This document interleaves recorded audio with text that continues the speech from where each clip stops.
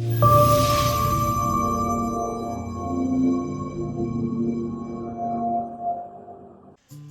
ಬಳಕೆದಾರರೇ, ಈ ವಿಡಿಯೋನಲ್ಲಿ ನಾವು ಇ-ಶ್ರಮ್ ಕಾರ್ಡನ್ನು ಹೇಗೆ ಅಪ್ಲೈ ಮಾಡ್ಬೋದು ಎಂಬುದನ್ನು ತಿಳಿಸ್ಕೊಡ್ತೇವೆ.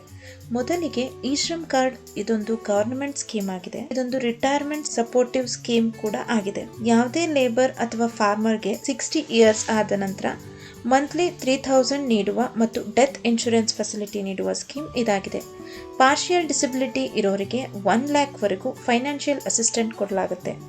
ಇ-ಶ್ರಮ್ ಕಾರ್ಡ್ ಅನ್ನ ಅನ್ಆರ್ಗನೈಸ್ಡ್ ಸೆಕ್ಟರ್ ನಲ್ಲಿ ಕೆಲಸ ಮಾಡುವ ಲೇಬರ್ಸ್ ಅಥವಾ ಸ್ಮಾಲ್ ಬಿಸಿನೆಸ್ ಸೆಕ್ಟರ್ಗಳಿಗೆ ಸೋಷಿಯಲ್ ಸೆಕ್ಯೂರಿಟಿ ಮತ್ತು ಫೈನಾನ್ಷಿಯಲ್ ಪ್ರೊಟೆಕ್ಷನ್ ಕೊಡೋದಕ್ಕೆ ಭಾರತ ಸರ್ಕಾರ ತಂದಿರುವಂತ ಒಂದು ಸ್ಕೀಮ್ ಇ-ಶ್ರಮ್ ಕಾರ್ಡ್ ಆಗಿದೆ. ಈಗ ಇ-ಶ್ರಮ್ ಕಾರ್ಡ್ಗೆ ಹೇಗೆ ಅಪ್ಲೈ ಮಾಡೋದು ಎಂಬುದನ್ನು ತಿಳಿಸ್ಕೊಡ್ತೇವೆ.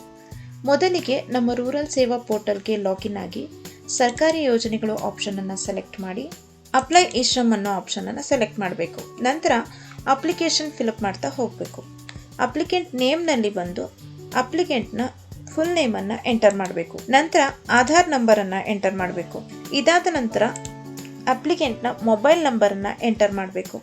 ನಂತರ ಅಪ್ಲಿಕೆಂಟ್ನ ಮ್ಯಾರಿಟಲ್ ಸ್ಟೇಟಸ್ ಅನ್ನು ಎಂಟರ್ ಮಾಡಬೇಕು. ಮ್ಯಾರಿಡ್ ಆಗಿದ್ರೆ ಮ್ಯಾರಿಡ್, ವಿಡೋ ಆಗಿದ್ರೆ ವಿಡೋ ಅಥವಾ ಡಿವೋರ್ಸಿ ಆಗಿದ್ರೆ ಡಿವೋರ್ಸ್ಡ್ ಅಂತ ಸೆಲೆಕ್ಟ್ ಮಾಡಬೇಕು. ರಿಲೇಶನ್ಶಿಪ್ ಅನ್ನು ಸೆಲೆಕ್ಟ್ ಮಾಡಬೇಕು. ನಂತರ ರಿಲೇಶನ್ಶಿಪ್ನಲ್ಲಿ ಎಂಟರ್ ಮಾಡಿರುವ ರಿಲೇಟಿವ್ ನೇಮ್ ಅನ್ನು ಎಂಟರ್ ಮಾಡಬೇಕು.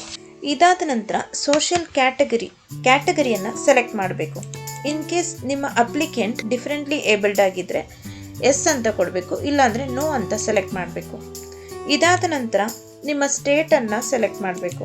ನಂತರ ಸೆಲೆಕ್ಟ್ ಡಿಸ್ಟ್ರಿಕ್ಟ್, ಸಬ್ ಡಿವಿಷನ್ ಅನ್ನು ಸೆಲೆಕ್ಟ್ ಮಾಡಬೇಕು. ನಂತರ ಅಡ್ರೆಸ್ ಲೈನ್ 1 ಮತ್ತು ಅಡ್ರೆಸ್ ಲೈನ್ 2 ನಲ್ಲಿ ಕಂಪ್ಲೀಟ್ ಅಡ್ರೆಸ್ ಅನ್ನು ಫಿಲ್ಅಪ್ ಮಾಡ್ತಾ ಹೋಗಬೇಕು. ಇದಾದ ನಂತರ ಏರಿಯಾ ಪಿನ್ ಕೋಡ್ ಅನ್ನು ಎಂಟರ್ ಮಾಡಬೇಕು. ನಂತರ ಸ್ಟೇಯಿಂಗ್ ಫ್ರಮ್ ಇಯರ್ಸ್ ಅನ್ನ ಸೆಲೆಕ್ಟ್ ಮಾಡಿ ಹಾಕಬೇಕು. ಇದಾದ ನಂತರ ನಿಮ್ಮ ಅಪ್ಲಿಕೆಂಟ್ನ ಎಜುಕೇಶನ್ ಕ್ವಾಲಿಫಿಕೇಶನ್ ಅನ್ನ ಸೆಲೆಕ್ಟ್ ಮಾಡಿ ಹಾಕಬೇಕು. ನಂತರ ನಿಮ್ಮ ಅಪ್ಲಿಕೆಂಟ್ನ ಮಂತ್ಲಿ ಇನ್ಕಮ್ 15 to 18 ಆಗಿದ್ರೆ ಅಥವಾ 18 to 21 ಆಗಿದ್ರೆ ಅದನ್ನ ಸೆಲೆಕ್ಟ್ ಮಾಡಿ ಹಾಕಬೇಕು. Working in platforms like Ola, Uber, Zomato etcetera ಆಗಿದ್ರೆ ಇಲ್ಲಿ ಎಸ್ ಅಂತ ಸೆಲೆಕ್ಟ್ ಮಾಡಬೇಕು.